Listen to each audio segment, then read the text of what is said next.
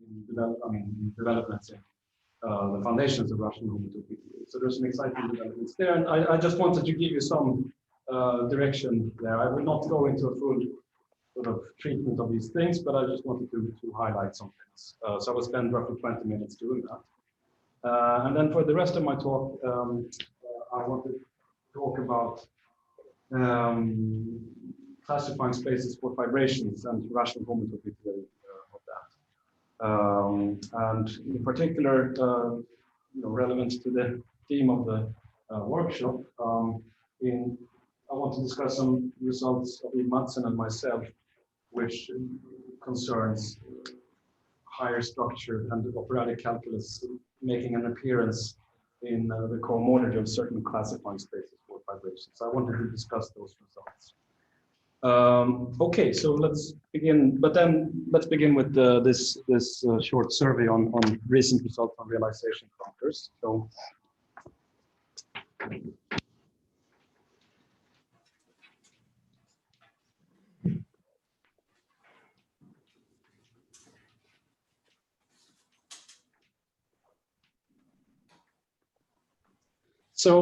you could think of this as an extension of both Sullivan's and Quidlin's theories.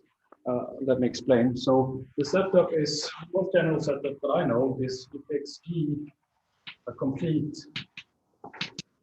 L-infinity algebra. And unlike the L-infinity algebras we've encountered so far, G could be unbounded as a chain complex. It's not necessarily concentrated in non-negative degrees. And also it does not have to be of finite time. But you have to have a filtration by L-infinity ideals, descending filtration by L-infinity ideals, such that the map from G to the inverse limit of G mod those ideals is isomorphism. That's the completeness.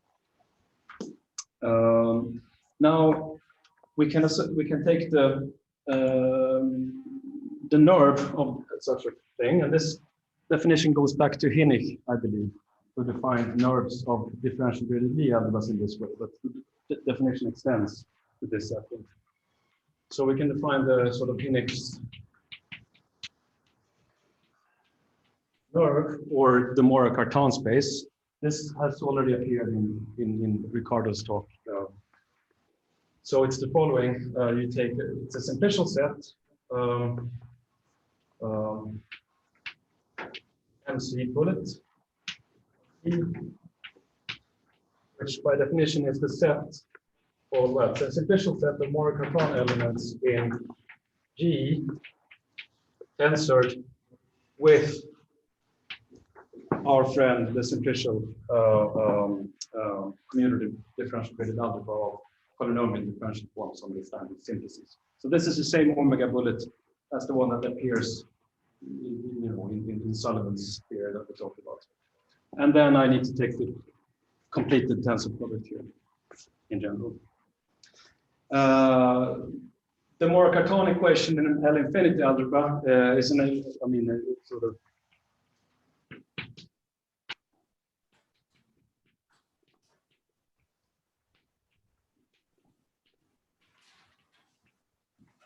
is the following. An element tau is a Mora-Cartan element if and only if the following is true. You take this infinite sum and you take the element tau that wants to be a Mora-Cartan element, you apply ln to it, and then you divide by n factorial, and then you sum over log n. This converges because I've assumed that G is complete. So it makes sense to write down this equation, and Mora-Cartan elements are the ones that satisfy this. And this specializes, of course, to the classical Mora-Cartan equation with EDV algebra if L3, L4, etc. are zero. And by the way, the tensor product here, this is a commutative algebra, and I can extend scalars. That's all that's going on here. The tensor product of an L-infinity algebra with a commutative algebra is again an L-infinity algebra. In fact, you can tensor any algebra over an operator with a commutative algebra, and you still get an algebra over that operator. Now, we know a couple of things about this simplicial set. So this is a vibrant simplicial set, non-complex, and we know this was mentioned in Ricardo's talk. Well, it has zero simplices. By definition, the zero simplices, I mean, omega 0 is just Q. So the zero simplices of this will just be the Morgan-Cartan elements in G. And then the equivalence relation coming from the existence of one simplices between zero simplices turns out to be equivalent to the equivalence relation induced by the gauge action that Ricardo discussed. So pi 0 of this thing is the set of equivalence classes for Morgan-Cartan elements modulo gauge equivalence. And there's a very nice way of computing the higher homotopy groups of this. So I actually wrote a paper where I did this I computed the homotopy groups of this space from first principles. I mean, not using any surrounding theory, just using basic simplicial homotopy theory of the type you could find in, for instance, Garson-Jardin's book. So I spent some time writing down a careful proof of that, although certainly in special cases you could have deduced this result from other existing results, but I thought it was nice to write down a self-contained proof. So the higher homotopy groups of this simplicial set. Well, now this might have, I mean, many components. And if I take some more Cartan element tau, well, I can take homotopy groups at or Cartan element, and what they turn out to be is they're isomorphic to the homology of the twisted N-infinity algebra. So, so let me remind what this means. And this is for a greater than or equal to 0, and for any more Cartan element.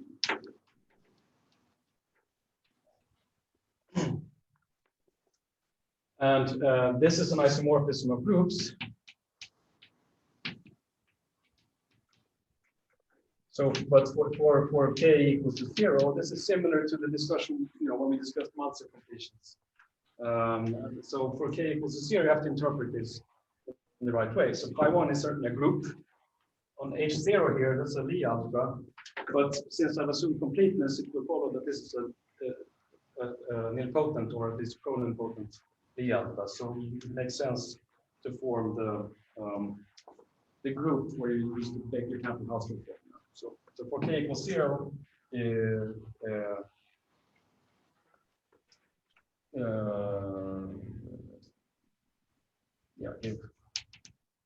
the right-hand side a group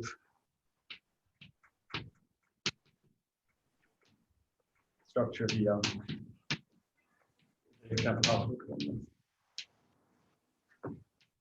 Okay, so that's the statement.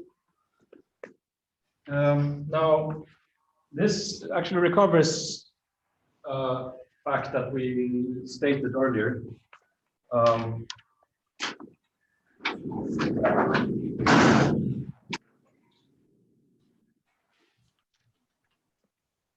So just as a remark, so for L non-negatively graded finite type nilpotent N-infinity algebra. Remember that this was secretly the same thing as a minimal Sullivan algebra through the cochain functor. If you have one of those, then it's you have the associated Sullivan algebra, and here I take the Sullivan realization that we discussed, and this turns out to be isomorphic to, not just homotopy equivalent to, it's isomorphic to the Morgan-Cartan space of L on the nose. And so this isomorphism in this special case This recovers. So we recover the fact that pi n of a minimal model. So this is the same thing. Now I'm just using the other notation. So pi n of the minimal model is the dual of the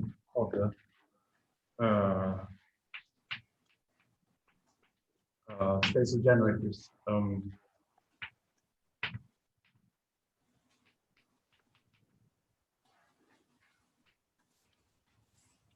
Actually, I guess you could state this as an exercise. So exercise show that together with that implies this. It's very easy. Okay, good. Now, so this is great because when you take, I mean, in Sullivan's theory, you always have these finite type hypotheses, and the reason, or one reason you do those, is because we're taking duals all the time. The de Rham complex is, in some sense, you're taking functions on your space, and then the simplicial realization is you're taking functions from your CDGA to omega bullet. So when you do it twice, you are doing some kind of double dual construction, and that's the reason why why you need to impose finite type hypothesis. But here, when you take, now this reduces the need of dualizing. I mean, we can just start with a complete L-infinity algebra and apply the Moore-Cartan space functor. There's no dualization. And I want to point out that this theorem holds without any hypothesis of finite type. So that's great. And so in recent developments, I mean, people have been starting to use the Moore-Cartan space and modifications of it. So I want to just briefly mention some of those developments. So, and all these approaches also fundamentally go back to the de Rham theorem, namely. So, as I think has been advertised by Getzler in several papers. So there's a proof of the de Rham theorem that actually produces an explicit contraction. So it's a proof due to Johan de Pont in newspapers. So proof of the de Rham theorem yields a natural in X contraction between the de Rham algebra. So now again, as usually in my talks, this is the polynomial differential forms of the simple shifts of X. And then, well, we have the integration map, which is a quasi-isomorphism to the singular, or well, simplicial cochains. X is a simplicial set here. With Q coefficients. And I stated earlier that this is one quasi-isomorphism, but you can actually be more precise and produce a contraction that gives a proof that it's a quasi-isomorphism. I'm going to call this S, because I'll need it later. And it's kind of interesting that it's natural in X. This has some interesting consequences. So one early observation that uses this is that I think this goes back to Cheng and Getzler. But I mean, I should also maybe mention Sullivan here. He also made the same observation, but not using the same technology. So this contraction implies that, well, take the cochains on X. This carries a canonical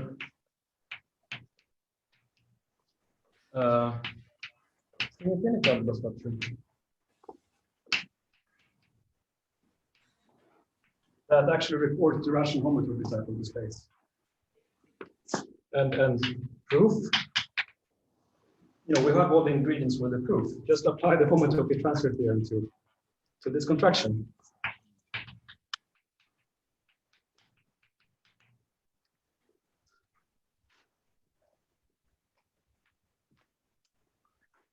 Okay, so that's one consequence.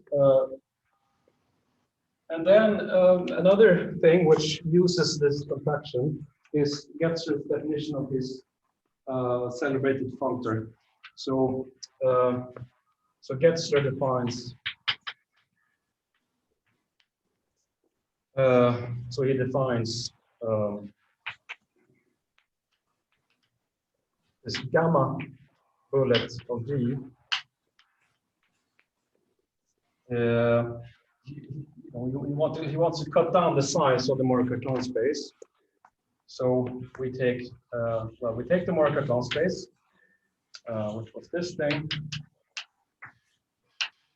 but then we cut down the size by just looking at things that are in the kernel of the homotopy S.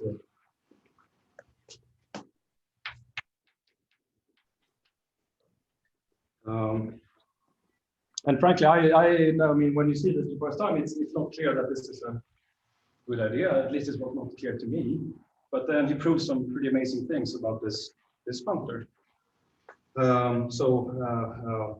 Namely, I mean, first of all, it actually records the same homotopy type. So maybe I'll make a new one. Can I just make a comment, Alexander? Alexander, can you hear me? Yes. Yeah, I just want to make a comment. You're saying functor. So functor, it means functoriality. So it is not with respect to infinity morphism. Well, not a priori. Well, voilà, not a priori. It's with strict. Some people have shown that it's functorial in a physical sense for infinity. But the way I've defined it, it's clear that it's functorial with respect to strict morphisms of Exactly. Exactly. Then one can ask the question of whether it's possible to extend it, and there are results of those styles. But I will not go in that direction. So some properties of this functor is that it actually includes weak equivalence. I mean, in the sense of ordinary simplicial homotopy theory. So then you might ask, so why bother? I mean, record the same homotopy type. Well, one reason might be that this gamma has some additional interesting features. So namely, it's a simultaneous generalization of two very classical constructions, well, or actually more than two, but let me just mention, I just mentioned two. So, so for if G is abelian, meaning it's just a chain complex, and all the higher structure, including the binary bracket, is zero, then it turns out that this gamma recovers a well-known construction in simplicial homotopy theory, namely the Berglund construction on the suspension of this. So this is the Berglund. So I mean, there's an equivalence of categories between simplicial vector spaces and chain complexes, non-negative chain complexes.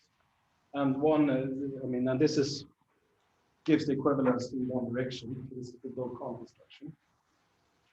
So the point is it generalizes on the nodes. You recover this isomorphism, kind of remarkable. But then you also recover another well-known construction. So if G is just an nilpotent, ordinary good old nilpotent Lie algebra concentrated in degree 0, then this gamma functor recovers up to isomorphism the nerve. I'm used to writing B for nerves of groups or categories. So the nerve B of the nilpotent group associated to the Lie algebra. So it's kind of so that's kind of interesting. So and with that in mind, I like to think about this isomorphism. For G abelian, this is the classical computation of Berglund. I mean, the homotopy groups of the Berglund construction are isomorphic to the homology groups of the underlying of the chain complex G. So you could view this as a non-abelian version of the Berglund correspondence or something like that. At least that's how I like to think about it. Now,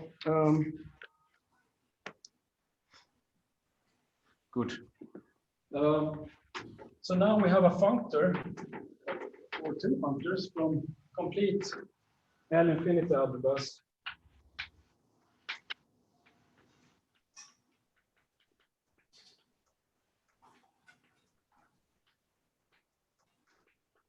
Simplicial sets.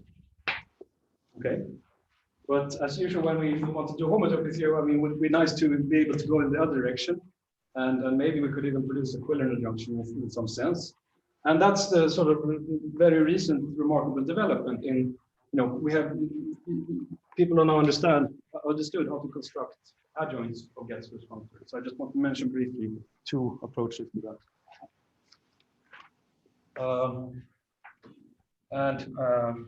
I'm not sure I will be able to do justice to everyone who has worked on this. I'll make sure to be careful about this when typing up the notes. But let me just highlight two groups of people that have worked on this. So one is where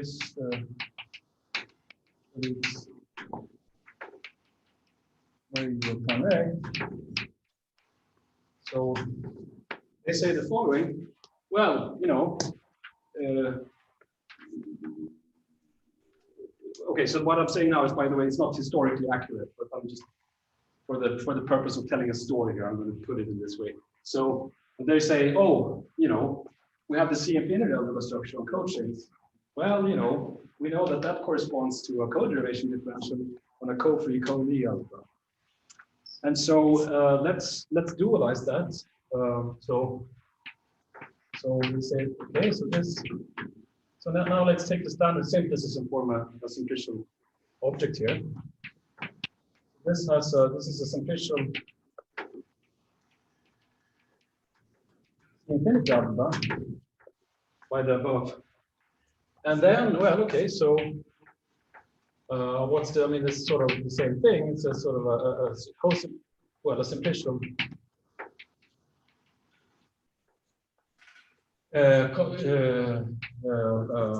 excuse me, differential graded Lie co-algebra,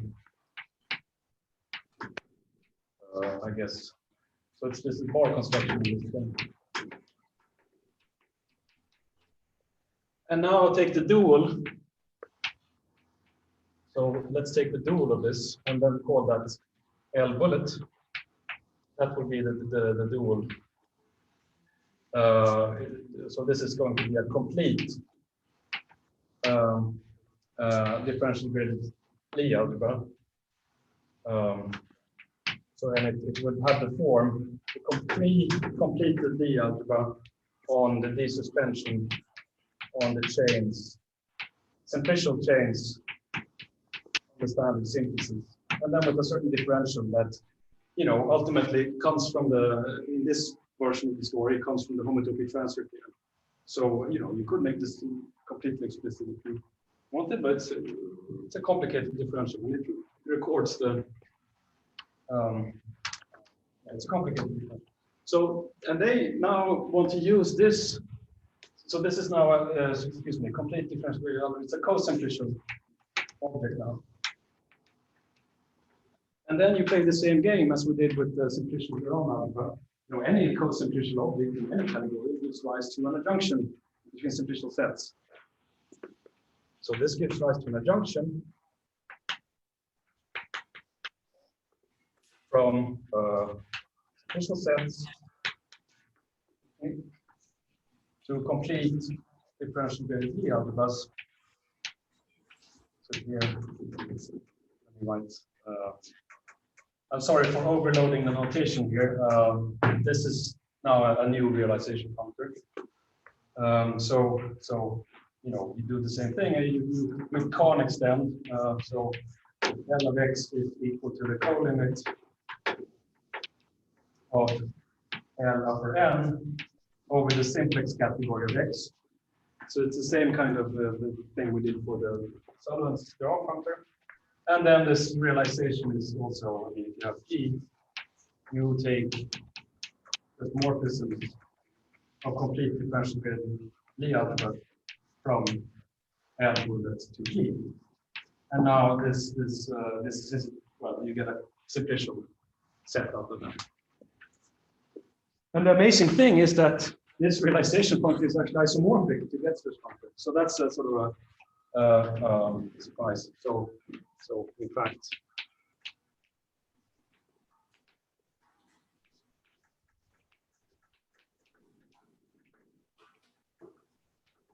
and here I'm a little unsure exactly who to attribute this observation to. They certainly observed it, but I think others may have observed it as well. I believe Robert Nico observed it, but possibly others, perhaps Bandera or so. But again, I'll make sure to give people the proper credit when typing this up. So that was an amazing photo. So now that we have an adjoint of this functor, well, for differential graded D algebras, we're working with L-infinity algebras.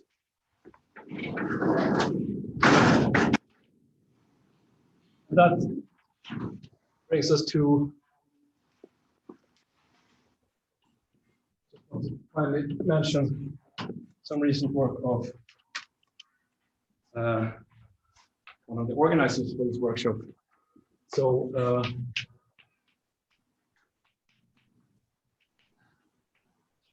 Nico and Valette, they say, oh, you know, why work with the minimal resolution of the commutative operad? So they say use instead the canonical resolution. So you remember the canonical Kovar-Bar resolution of any operad.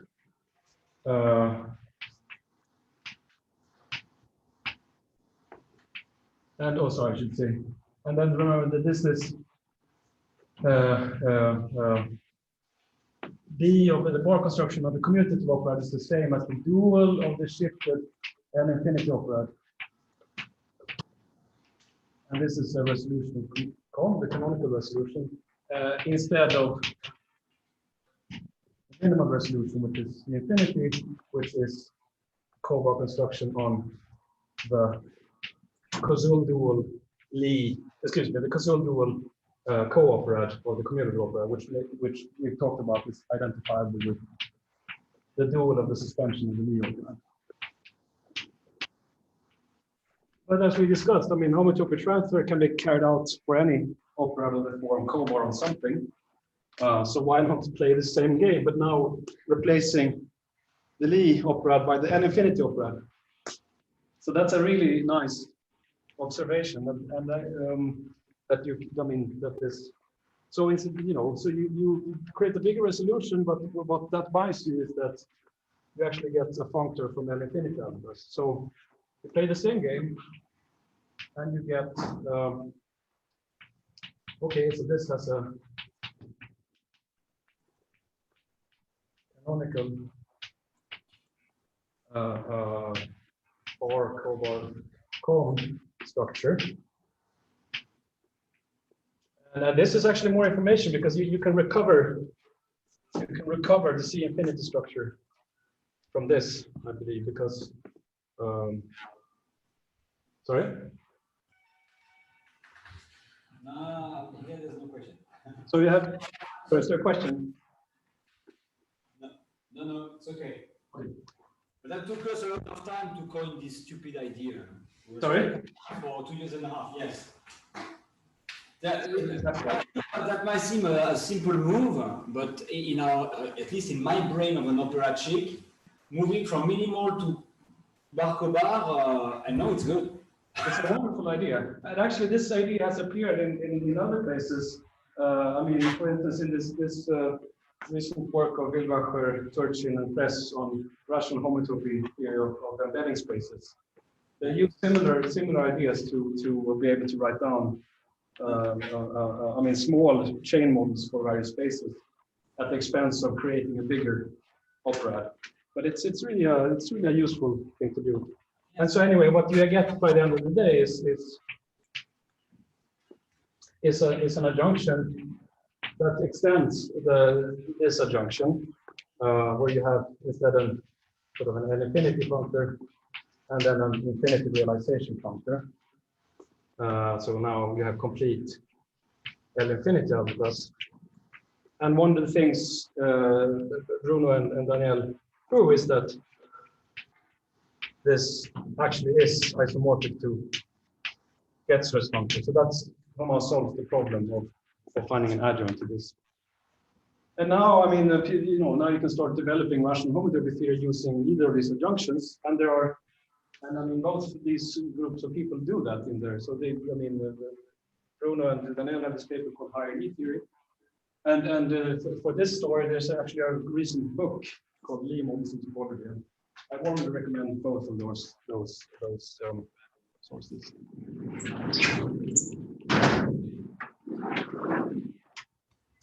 Okay, so that's what I wanted to say about these realization factors.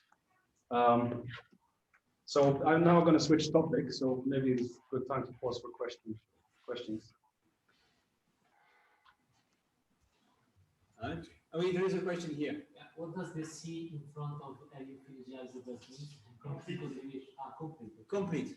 So the question, what the C that stands in front of infinity is complete? Sorry, yeah, it's the same C here. It's complete. It's complete, exactly. Because you need to master series, a more Cartan equation, etc. So you need to make sense of series of elements. Yeah, right.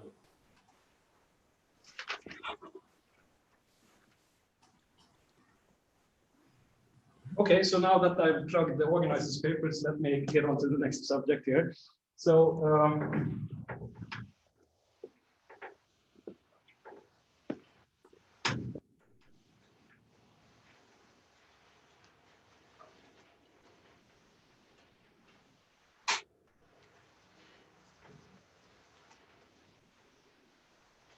so I wanted to discuss higher structures and classifying spaces for vibration. So let me first begin by giving some, just reviewing what this means and giving some classical results on this.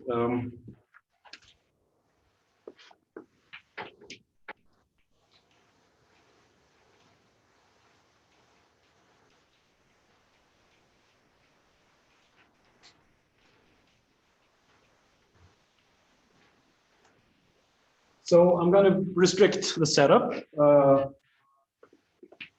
a little bit. So X will now be a finite W complex, or if you don't want to work simplicially, a simplicial set with finitely many non-determinate simplices. And I'm going to assume it's simply connected. This is not the most general setup for this story, but it will simplify the exposition. So I'm going to let out of X denote the topological monoid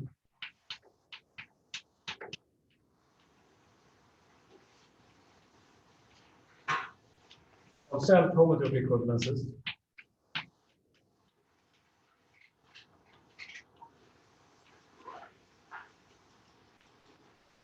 from X to itself.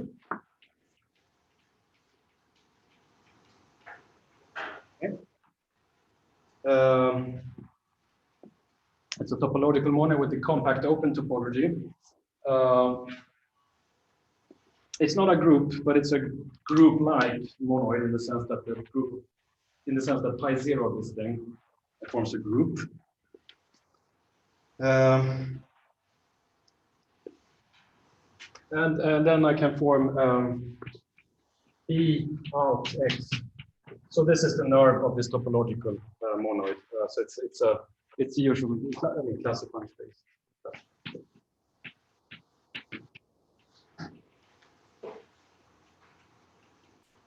Defined, for instance, using, May's geometric or construction, very classical thing. So why is it called a classifying space? Well, so this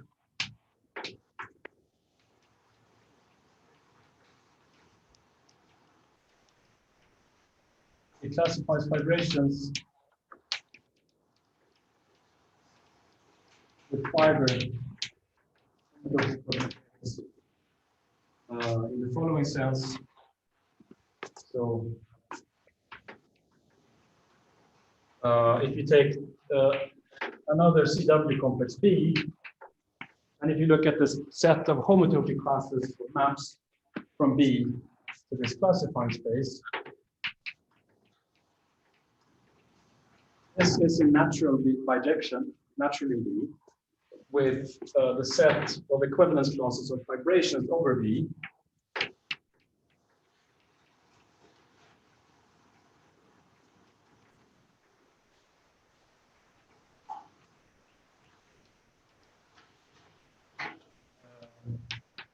Vibrations with fiber homotopy equivalence.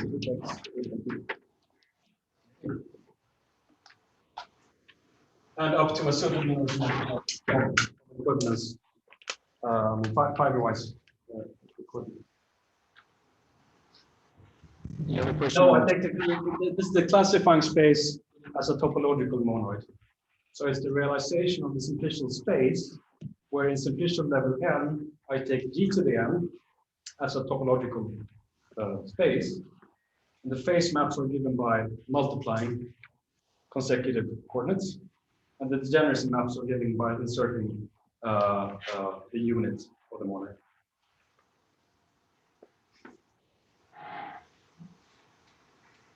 Right, so this classifies these things, and then this means that we think about the cohomology of the space. This has a nice interpretation. This can be thought of as the ring of characteristic classes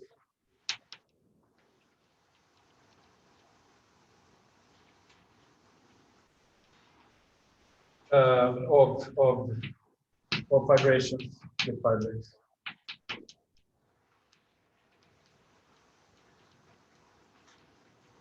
Okay.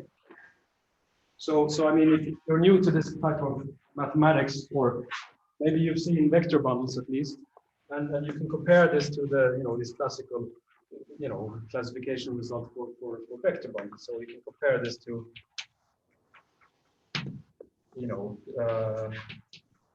the classifying space of the unitary group UN. That's a classifying space for complex n-dimensional vector bundles. I guess with the emission metric, and this is in bijection with complex vector bundles.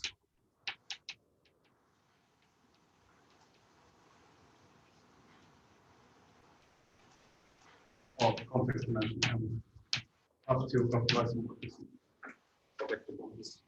And I mean, and this state, I mean, so you will recognize the cohomology of the UN. This is the ring of characteristic classes of complex vector bundles, and that's certainly well known to be the polynomial ring in Charles.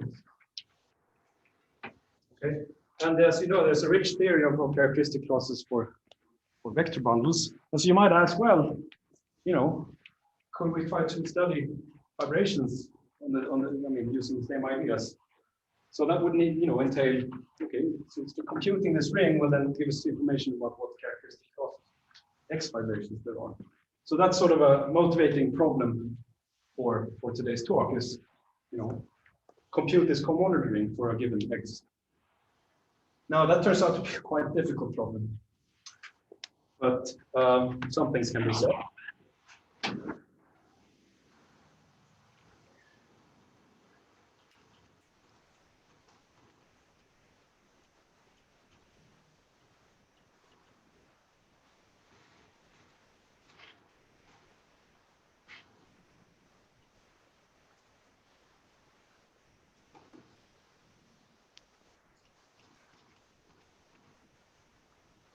So let me first recall some classical results, and I will focus on rational.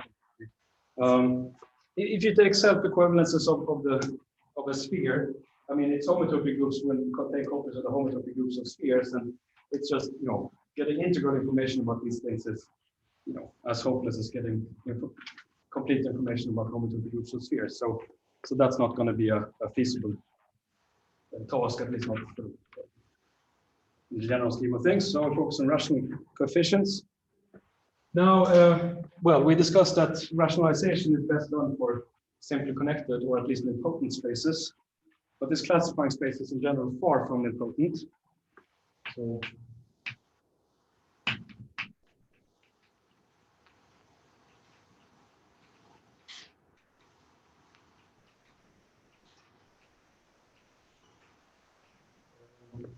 it's connected because it's the classifying space of a monoid, but it's not important. But then one approach is to study this space using the following vibration sequence.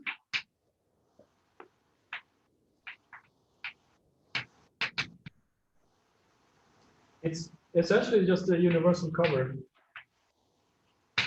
So I can take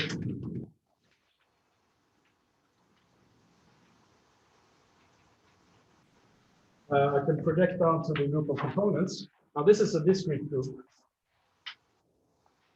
This is just a good old, discrete group. It's the group of homotopy classes of self-homotopy classes. And the fiber here, sorry, let me give myself some more space.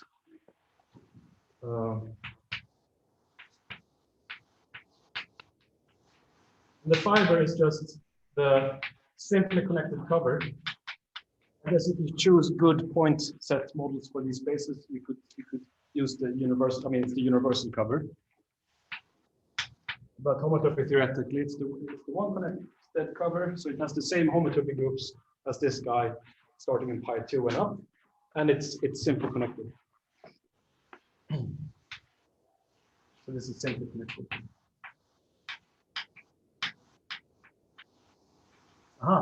So the idea now is to use rational homotopy theory to study this space, and then to have, and then just hope that you'll be able to say something intelligent about this group and its action on the fiber.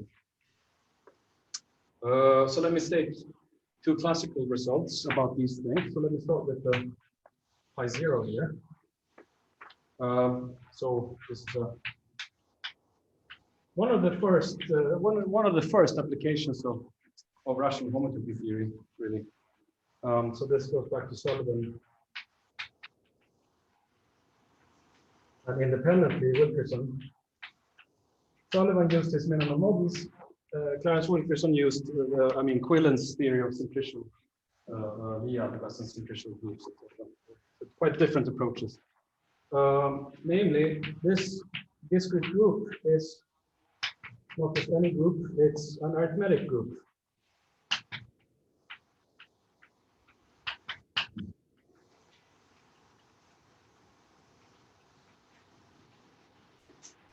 So what this means is, briefly, that you can embed it in the Q points of an affine algebraic group defined over Q in such a way that it's commensurable with the group of Z points in that algebraic group. And don't worry too much if you you're not familiar with those terms. But one interesting consequence of that is that it's actually finitely presented always. So in particular,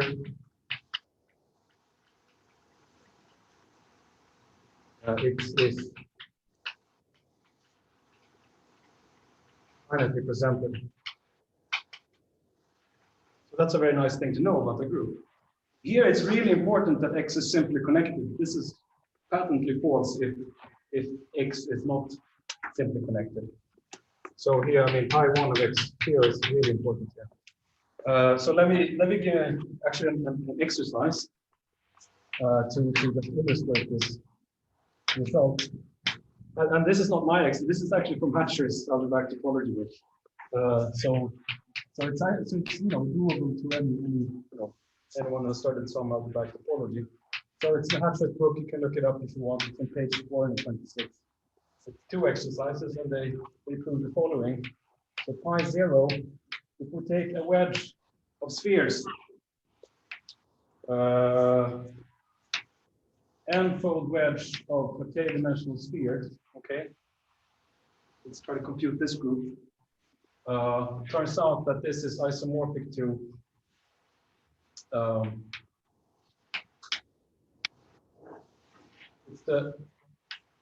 if k is equal to 1, you'll recognize this as a bouquet of circles. That's the same as a classifying space with a free group on n generators. And it's sort of well-known homotopy theoretical fact about the homotopy type of the space of self-equivalences of K-pi1 spaces. And so this is a general fact. Here you get the outer automorphism group of the free group on M generators. And this is a very, this is not arithmetic. This happens to be so for M1 and 2, but this is not arithmetic. If n is greater than or equal to 3. And it's not even linear if n is greater than or equal to 4. But if k is greater than 1, then we're in the simply connected realm, and then this turns out to be isomorphic to the general linear group, GLN Z. And this is the dead points in the Q algebraic group, ELN Q. So this is like very, very easy. I mean, example that illustrates this phenomenon.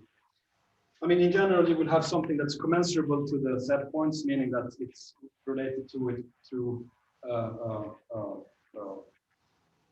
mean, that they have a common, that the intersection has finite index in both. So the situation is not as nice as here in general, but this might give you at least an idea of it.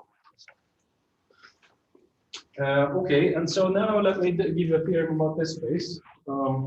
This is also goes back to the early days of rational homotopy theory. So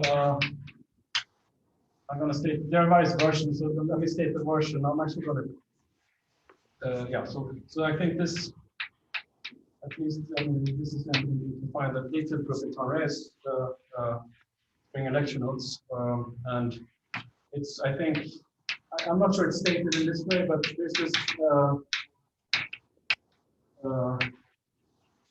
Well-known preprint of Schlesingers Stashev called deformation theory and rational homotopy type that has been circulating for so many years. It's actually available on the archive now. And yeah, so let's see. This thing, and let me do the pointed version. So here, I'm going to take base point preserving self-equivalences. Assume X as a base point. And then the one connected coverage here. It has a very nice Lie model.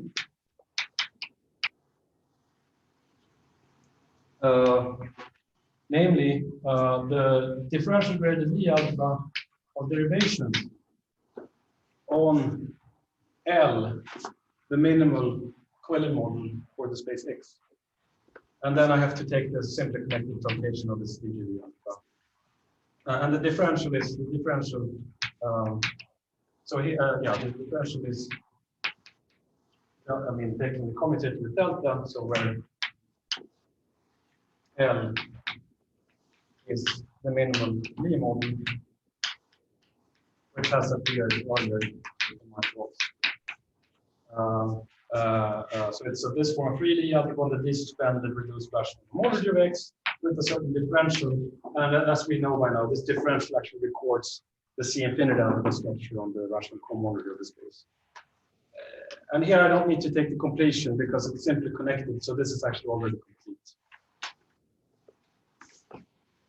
So this is the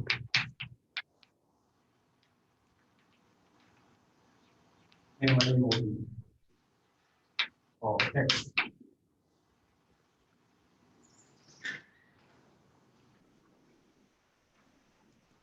And I'd actually like to sketch a proof of this theory because it uses some of these realization functions that we talked about.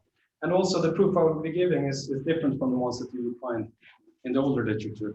So Tanre's proof, it goes via the interpretation of this as a classifying space. And then he carries out classification of vibrations in the model category of DGV. But it's a beautiful, beautiful theory. But there's a quicker proof if you want that, and that's what I want to tell you about.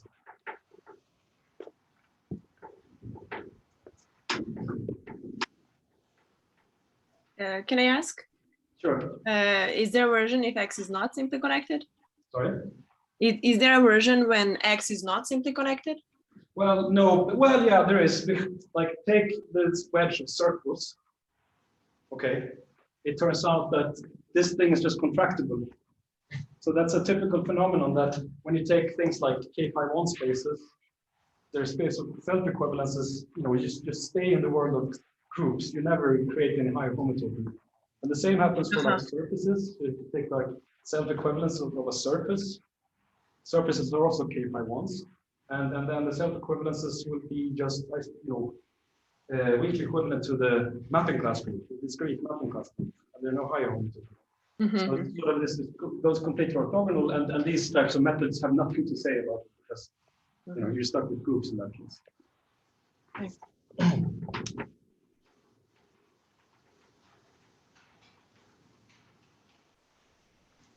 So let me sketch a proof of this. So we'll sketch.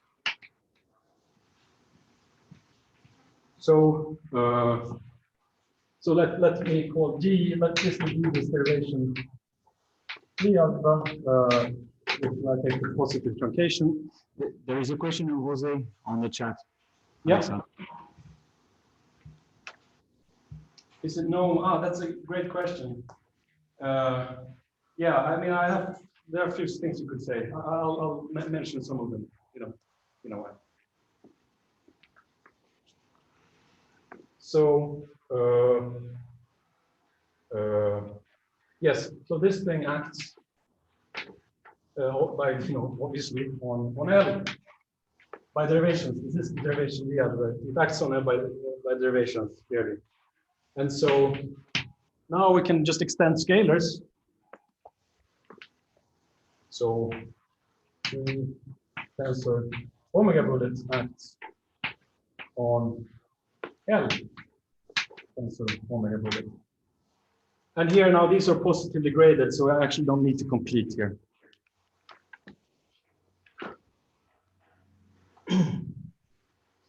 And then in particular, if I take, this is a DGL, but I can just extract a certain ordinary algebras. I can take the zero cycles. If I take the zero cycles in this DGL, this acts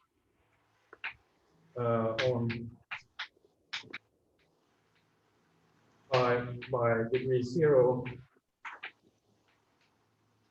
chain derivations. Now, one important observation is that, okay, this is now a simplicial Lie algebra. It's an ordinary Lie algebra in the simplicial level. The fact that G is positively graded implies that each of these Lie algebras is actually a nilpotent Lie algebra. So it's a simplicial nilpotent Lie algebra.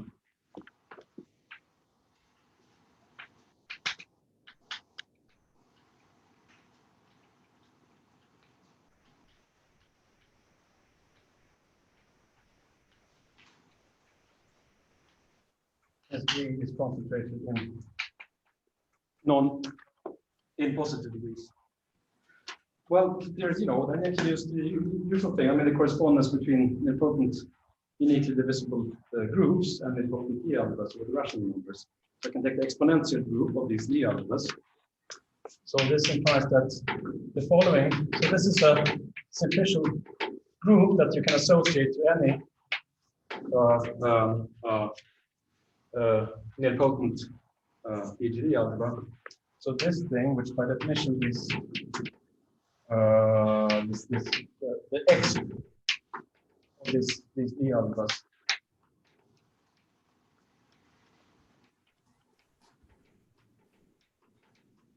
This acts on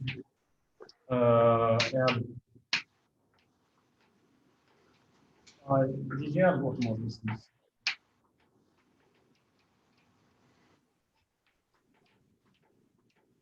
So this simplicial group acts on the simplicial Lie algebra by simplicial DGL automorphisms. And so this uses then the monoid map, and then has on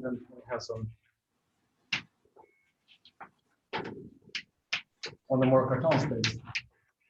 And the Moore-Cartan, this is a functor, so you get an action on this simplicial set. And so this gives rise to monoid map. of this X thing to, and you can check to get base point preserving homomorphisms of the Morgan space. And it turns out that this is an ISO on by K or K. I guess this doesn't need to be connected, so but if we get the intake. So this requires some work, but it's less work than Tandre's proof because here the underlying simplicial set is, I mean, the exponential group just takes this as a set and then uses the Baker-Kaplan-Hausdorff formula to produce the group structure. But this now simplicial set, if we forget the group structure, it's just a simplicial vector space. It's easy to compute the homotopy groups of a simplicial vector space. Use the .com correspondence. So the homotopy groups of this is easy to show that it's isomorphic to the homonology groups of the D alpha G. On the other hand, here we have a mapping space, and you can use existing techniques for computing homotopy groups of mapping spaces to show that the homotopy groups of this mapping space is isomorphic to the homology groups of the derivation D. Okay, but so this requires some work, but it's not too bad. But then the point is that, well, it's a monoid map by construction because it comes from action, and so we can deloop it. So we get that classifying spaces. This thing is weakly equivalent to self-equivalences, pointed self-equivalences for the Morgan space. And then here I'm going to get the cover. This is one connected by construction, and so that's what we're going to get. And then this is well known. This is a rational model for X. And when we take the one connected cover here, it's an exercise to check that this is rational equivalent to the classifying space of X. It's simply connected cover. And then on the other hand, it's also a fact that this exponential is a model for the loop space on the Morgan space. So this is well known to be weakly equivalent to the Morgan space of G. I mean, this extension is an extension of Getzer's observation that gamma bullets of a important G algorithm is the nerve of the exponential group. This is like a simplicial extension of that fact. And so there you see that the Morgan space of G is rationally equivalent to this classifying space. And that's the proof.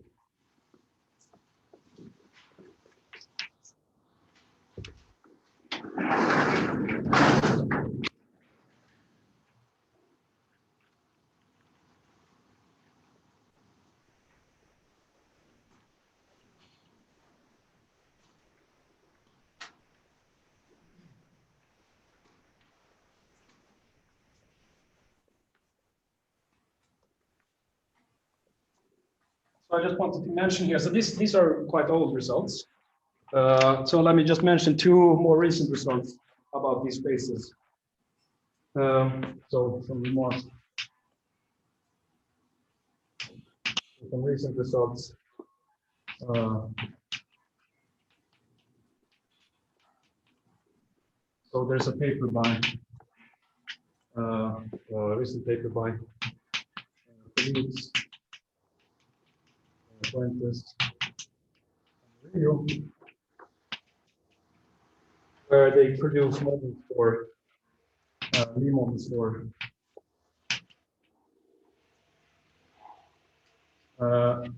not just the simply connected cover, but you don't need to pass to the full simply connected cover. You can keep certain parts of the fundamental group. So you can get models for things like this space where G is some subgroup. You allow, a certain amount of fundamental group here, and what you need to require is that if G for G, G acting nilpotently on the homology for and then they produce Lie models of the same kind, let's say. It's a theorem, it's an old theorem of Dror and Zabrodsky that spaces of this form are actually nilpotent. So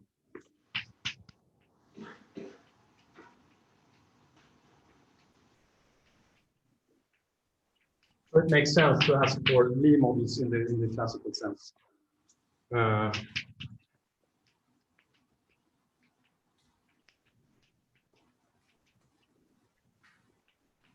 Okay, and I just wanted to mention one further result, which is actually not available yet, but this is forthcoming. So forthcoming. So this is with myself and the postdoc at Stockholm University from Zeeman. They produce actually global models for the rational homotopy type. So, so a rational model. We sort of integrate all the information. Okay, now I erased it, but we essentially integrate. I mean, in this vibration sequence, we had this discrete group on one side and this simple cover. We don't use exactly that vibration sequence, but let me not go into that. But the point is that we integrate the information here, so we're actually able to find a model which records the action of this discrete group on the rational homotopy model for the fiber. So if we get the rational model for the whole classifying space with or without base point of the form more Cartan space of some D, and then you take the homotopy orbit space with respect to the action of a certain group.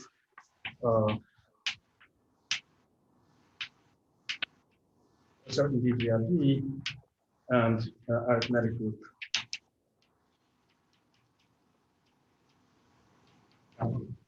And this leads to nice computable models for the, I mean, we have to use to compute the cohomology of this classifying space without passing to a simply connected cover. So.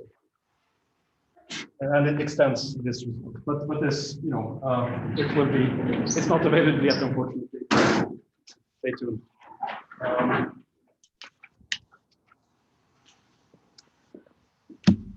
So let's see. How much time do I have until 4? No? 30 minutes? 30 minutes. Okay, great. Thank you. So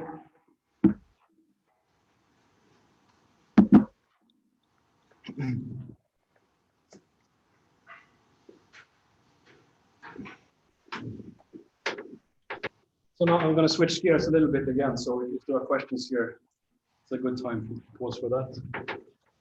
Or questions about what's just said.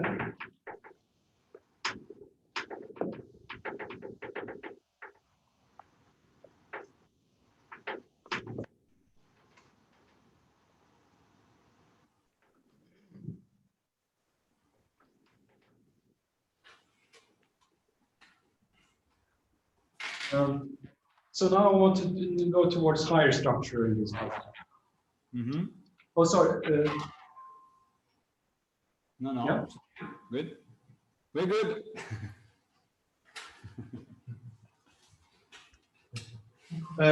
So higher structure.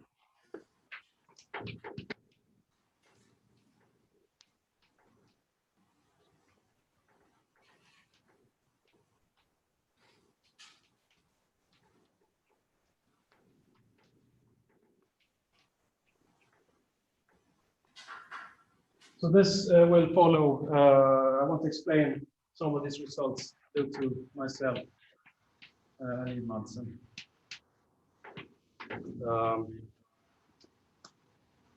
So the results are a few years old, but it was published only last year. So quite long review process. So we use the following setup. So basically, the one punchline here is that when we move to so far we've been talking about just CW complexes. Something beautiful happens when we move to Poincare duality spaces. Then that creates a lot of higher structure. That's sort of one of the main messages that I want to get across today. Now, so let M be a simply connected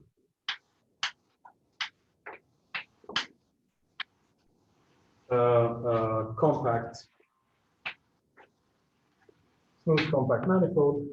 Actually, yeah, okay, smooth that will enter, but only later.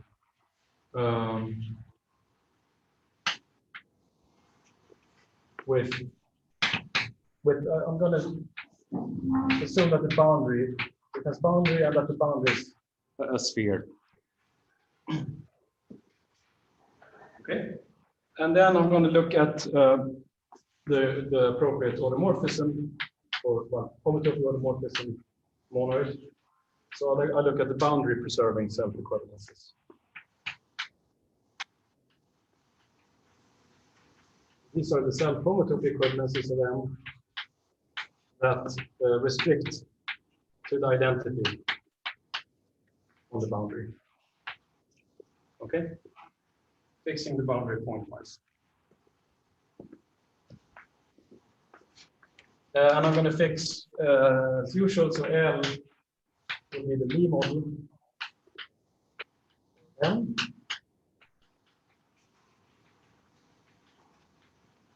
The differential delta. This is Lie model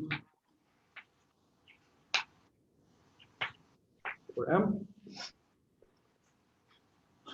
Now I have this boundary, and this gives me a distinguished element, in fact, a distinguished cycle in the Lie model. So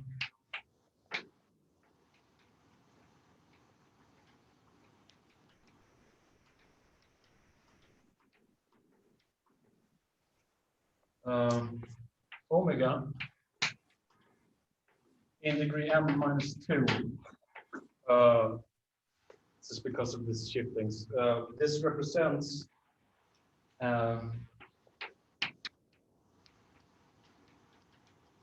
following homotopy class. Well, you have the boundary and its inclusion into the whole manifold.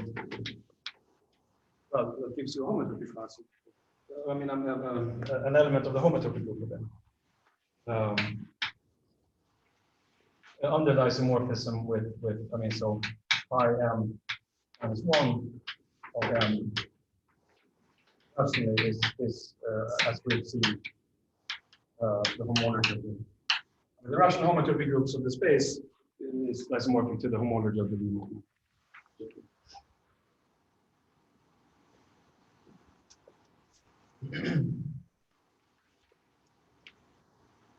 Now I can state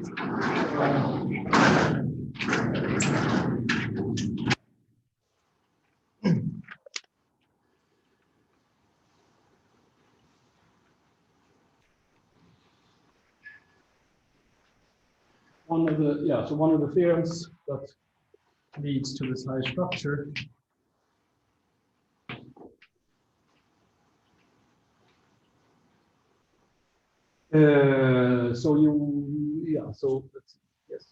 if we take now the classifying space of the monoid, so this is like a classifying space for vibrations with fiber M, but together with a sort of map from the trivial vibration over the boundary. This now the simplified cover of this. Yeah. Was there a question? No, not here. This space has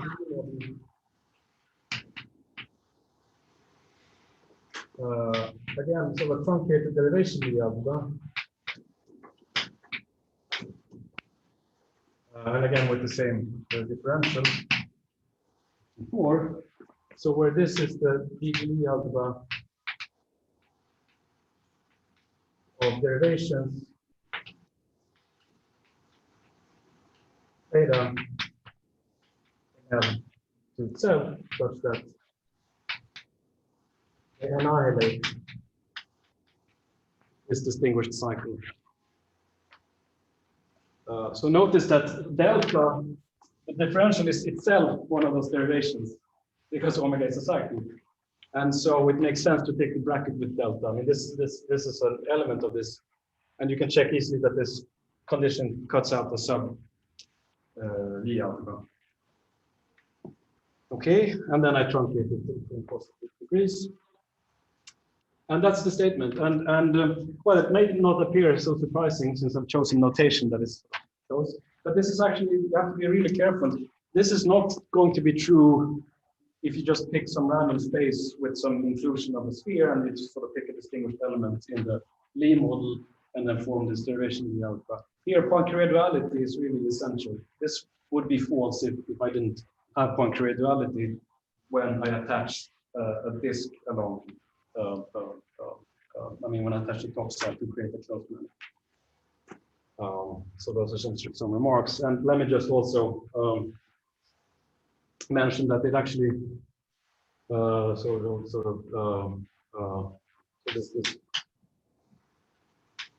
let me just also mention in passing that I have a paper together with my former PhD student, who's now in Barcelona,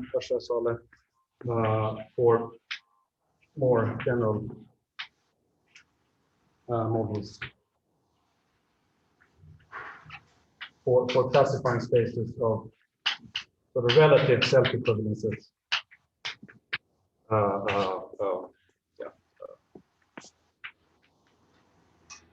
Mention that. So there are general models for this type of relative self-equivalences.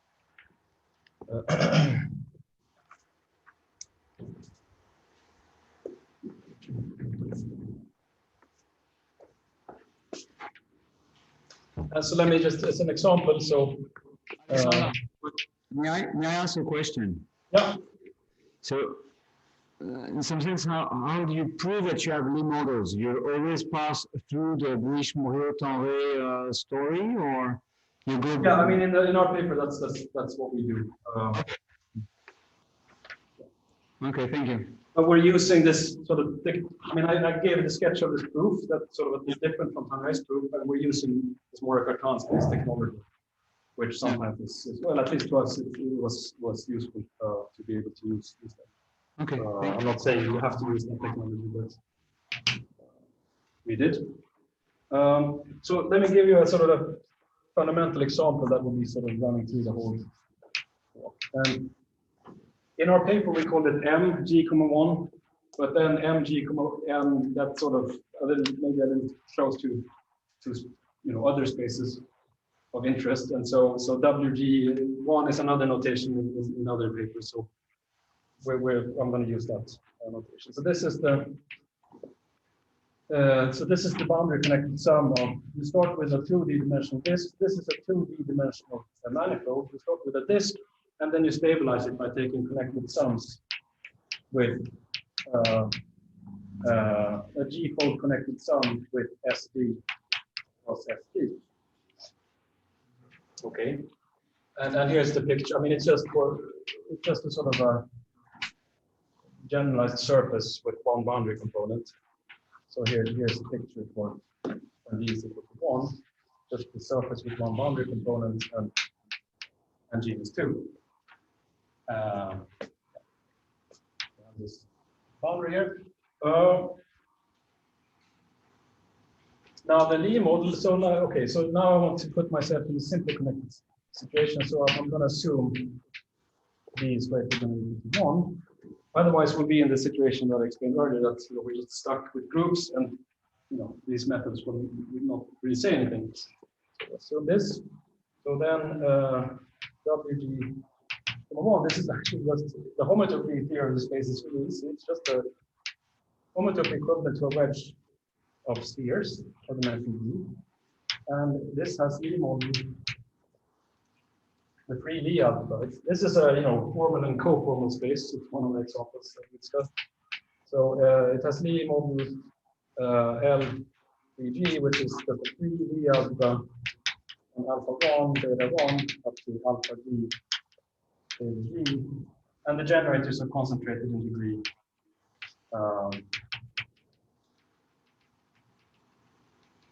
E minus 1.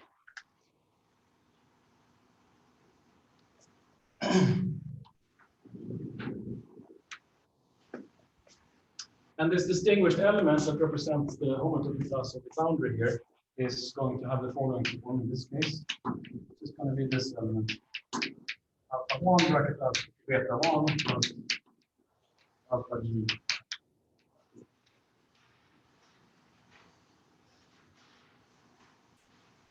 And so now the Lie model we get is so by just an application of our theorem, in this case, this has Lie model. Now that I should have mentioned, the differential is 0 in this case. So we're actually staring on the Russian homotopy groups of this manifold here, and this also implies that this space has a Lie model with 0 differential. So in fact, this classifying space is also going to be coformal. It has Lie model with derivations that annihilate this omega on this Lie alpha. And then I take the positive rotation, but there's no differential,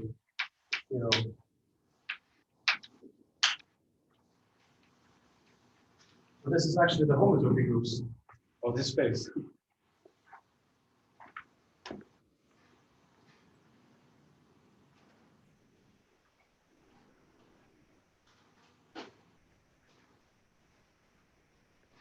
And here in this case, we're in this fortunate situation where we do have information about the homotopy mapping class group, this group of homotopy classes of self-homotopy equivalences.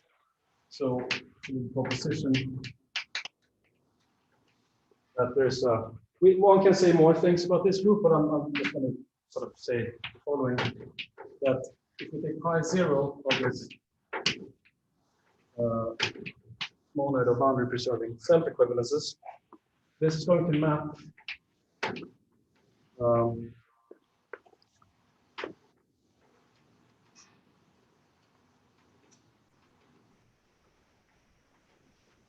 to a certain group that we call gamma G, which is a certain finite index subgroup inside, depending on whether D is even or odd. You get these. It's a finite index subgroup of these arithmetic groups. So this is a finite. We can actually pinpoint exactly what group it is, but it will not be important for the talk. And this is a surjection with finite boundary. So up to finite groups, this can be identified with either of those.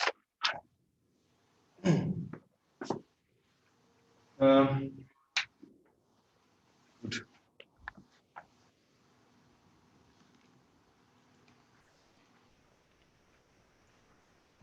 So now we can try to analyze the spectral sequence. So now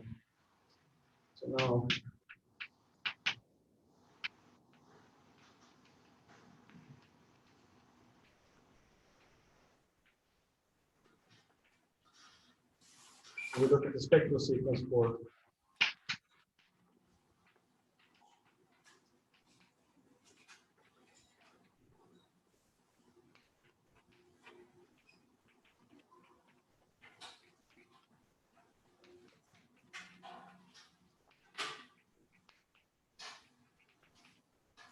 and let's see.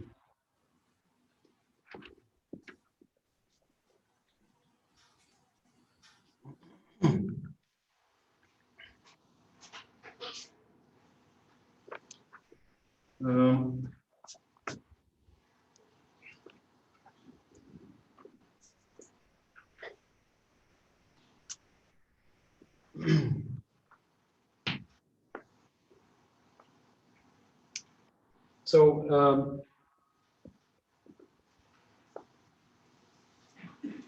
let me pause there.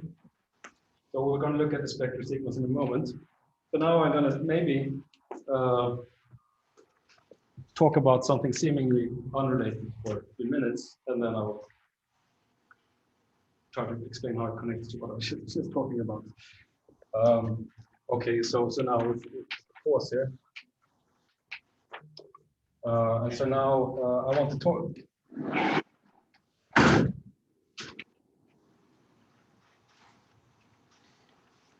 I want to talk about modular operads.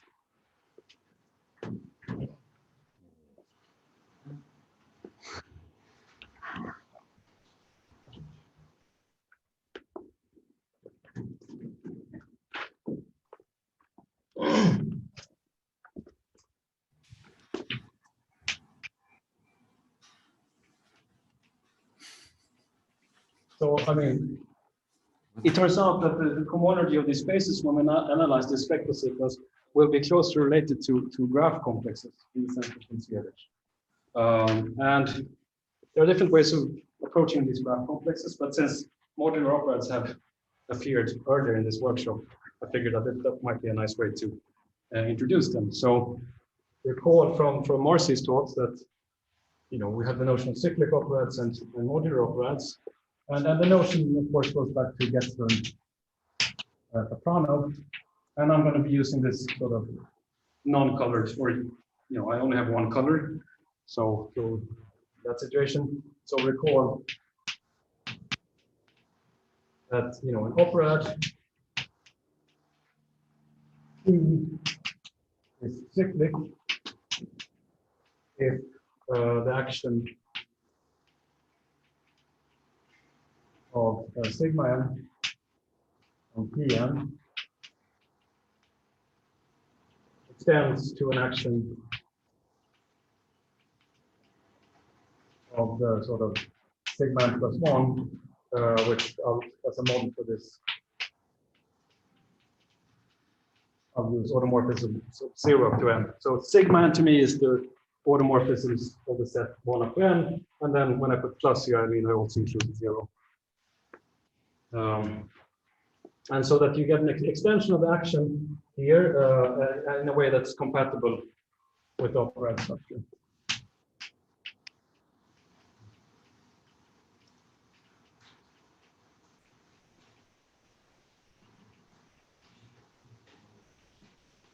In a suitable way. So I don't think I will spell out the compatibility axiom unless someone forces me to. And then some piece of notation that's traditional here, as this is gets from Kapranov's notation, I suppose, to emphasize that we have an action of this extended symmetric group. We use this double brackets or double parentheses to denote the spacing to one less. So I mean, in the tree, if you think about the elements of operads as trees, you usually have maybe pictures like this for an element in tree. And then what happens is that, let's label the root by 0, and then let us allow permutation of 0 as well, so that any leaf could also play the role of the root, etc., etc. And now, as Morse explained, so I mean, you have this a modular operad.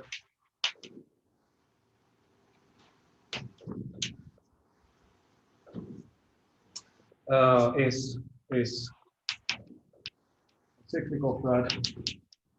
I'm choosing a sort of a down-to-earth characterization of modular operads. It's a cyclic operad P with a weight or a genus grading or an extra grading.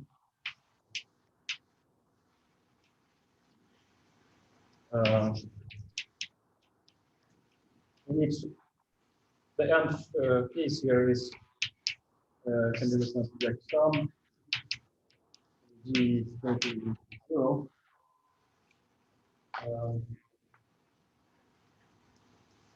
And you have this extra data of contraction operations.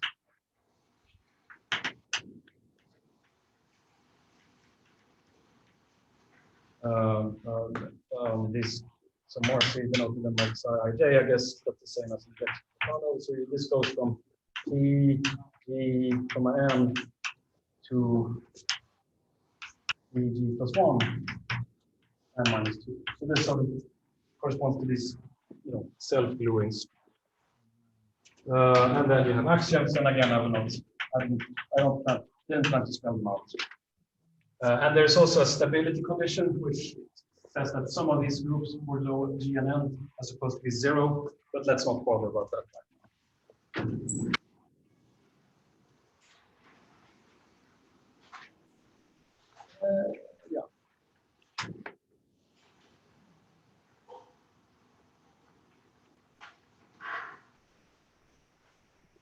So now let me talk about the modular opera that I would be interested in. So we've seen, here's our old friend, the C-infinity opera. So this is, as we've talked about many times, this is the crowbar construction on the dual of the suspended D opera. And this can be described as the free opera on generators M2, M3, etc. And now this is in homological degree 0, 1, 2, etc. And then with a certain differential, which, you remember this kind of differential. Since I actually began this lecture series by writing out the differential.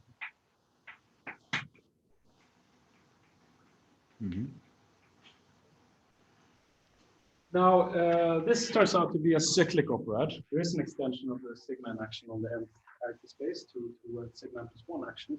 In fact, all of these classical operads with the associative, the commutative, and their resolutions are cyclic, as it turns out. So this is a cyclic operad.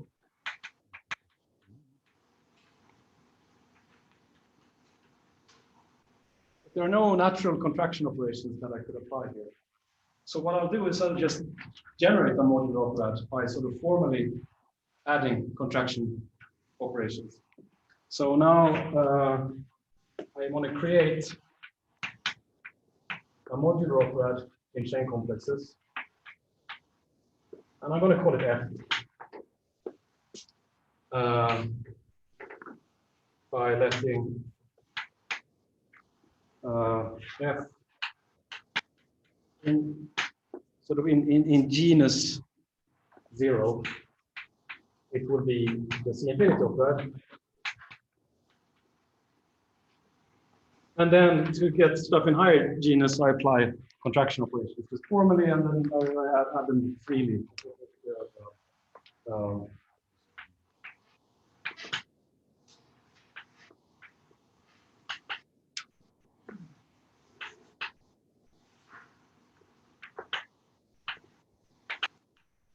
Subject to the axioms, well, that I didn't write down, but and so F would be, I mean, if you like, you can present it as a free modular operad on the same set of generators, and then with the same differential. But now we have access to more operations. So, for instance, you get stuff like this happening. So, in the tree formulation of this description of the differential, so here's M3. Oh, but now let's start, we can apply a contraction operator to formally create a new element here. So this would be like psi 1, 2 of M3, okay? And maybe I need labels here, so and then I can apply the differential here. And then, I mean, I use the same rule as I'm used to. I just sort of expand this in the usual ways, following this rule, okay? So I get something like this, minus this.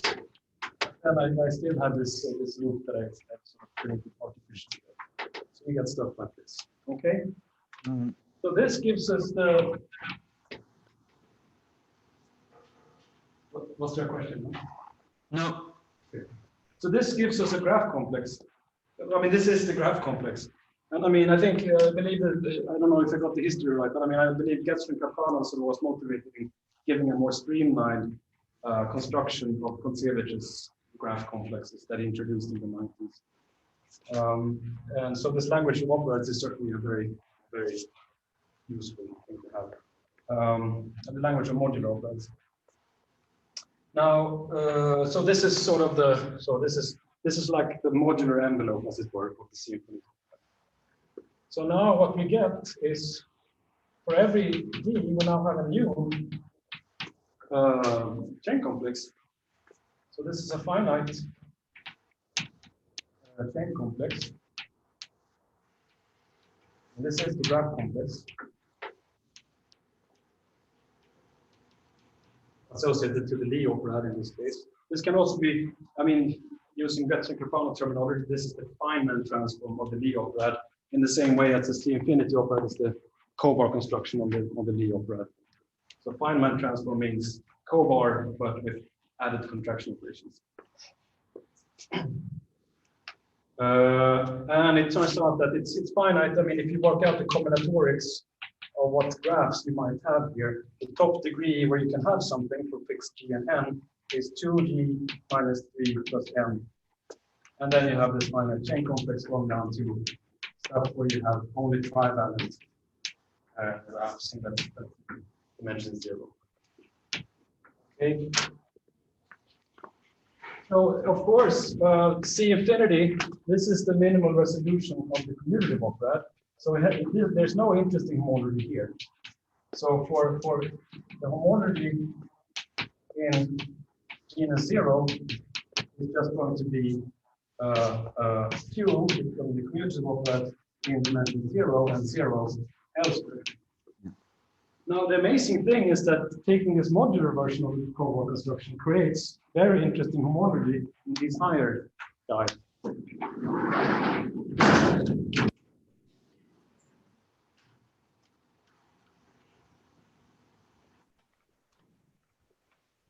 So let me state the theorem which goes back to Kontsevich, I mean, which was the sort of, I guess, one of the motivations for introducing graph complexes.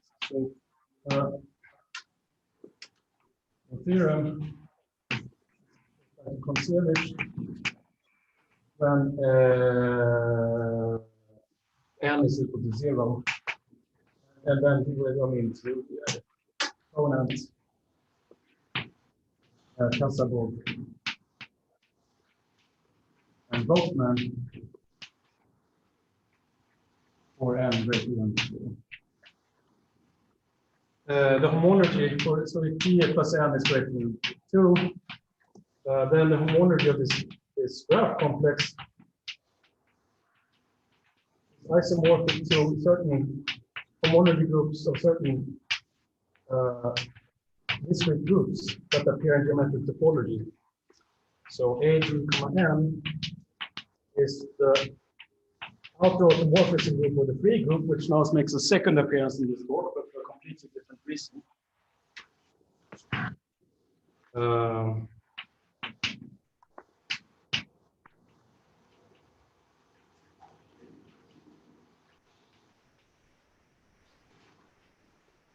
So there's this very interesting connection between these graph complexes and geometric topology.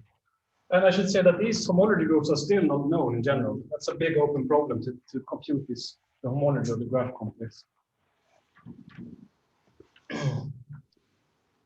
And now, I see you're over time, so I'll try to speed up here. Let me state the outcome of an analysis of the spectral sequence. So this is a more recent discovery, which was very surprising to us when we discovered it. So here's our main theorem. So this is for the stable homology. So if we're not in the surface case, and if we're in the stable range, which means that the genus is at least this, and I realize I made a blunder because I have a genus for the manifold WG, 1, and I also have a genus grading here. We have to distinguish those. So I'm sorry for using G in two different ways here. But let me state it. So the homology of this classifying space of WG, 1 with rational coefficients, I will not write out the rational coefficients. This is isomorphic to, first you get the homology of this group gamma G, this arithmetic subgroup of the symplectic group or the orthogonal group, depending on whether G was even or odd. And then you get the contribution from the pre-graded commutative algebra on a certain suspension beta to the power 2d of the homology of the graph complex and the vacuum part. So the things where I don't have any hairs. So n is equal to 0. So this graph complex homology appears here as well. And I should also say that the full graph complex makes an appearance in. So we also consider the so-called block diffeomorphism group. I will not have time to explain that, but an outcome, another name result is that we can compute homology from that in similar terms. Where here instead you get, this is an operad, so it makes sense to take free algebras over it. So we take the free algebra over the operad in Montreal process.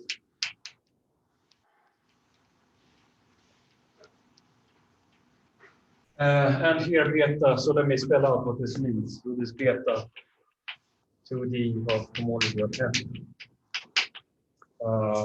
0. This is the sum over all G. And this beta is just a shift of degrees that depends on the dimension of the manifold, and it depends on the G. So then here I should use another G. G fine. As suspension to the degree 2D times 1 minus G of the homology graph complex.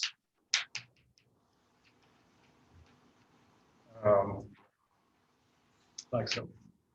And then similarly. So this is just shift. I mean, this beta just reports this shift of degrees. You have a question on the chat. Sorry, yes, thank you. This is fine. Yes. You have a question on the chat. Yes, exactly. So the spectral sequences do collapse. So I'm way over time here, so I think I should sort of stop writing at this point. But this is an extremely important point, and this is actually quite deep. So the spectral sequence not only collapses, but it reduces to the tensor product of the two axes. And this uses very deep vanishing results of the cohomology of arithmetic groups with coefficients in rational representations of the ambient algebraic group due to Borel, Bas-Miller, Sir, and others. So collapse of the spectral sequence uses deep results. And the key point that I want to highlight, which gives us the connection to graph complexes, is the following. This Lie algebra that we got, this derivation Lie algebra, this is exactly the Lie algebra symplectic derivations that Kontsevich considered in his original work where graph complexes were introduced. And he said, well, let's look at the stable homology of these Lie algebras for reasons that, well, I don't know what motivated him to look at these particular Lie algebras, but he did, and he computed the Chevalier-Allenberg homology of these in terms of graph homology. Now, by rational homotopy theory, we know that since this is a Lie model for our space, the Chevalier-Allenberg cohomology will be the cohomology of the space. And so that gives us the connection to graph homology. I mean, clearly there's more to be said here, but I'm over time, so I will just highlight that the connection to Kontsevich's graph complexes goes through this Lie algebra. And I should say, so this is a result, and I just want to mention that since we proved this result, there's been this question of, okay, what's the geometric interpretation of this? And this is the topic of some forthcoming work of mine, where I give a construction of characteristic classes for vibrations, not only for this manifold, but for arbitrary simply connected manifold. Characteristic classes that are associated to graph homology classes for this graph complex. So I hope to be able to put that out soon. So again, stay tuned for more. I think I need to stop there. So thank you so much for your attention. Thank you very much. It was really great.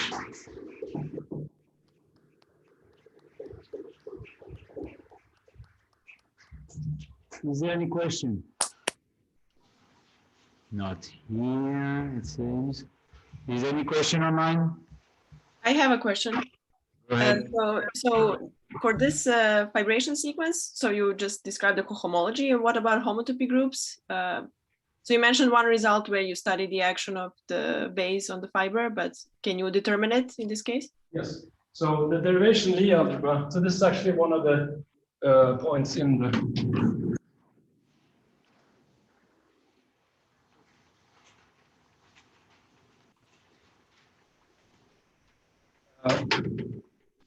one of the key points to getting graph homology is the following.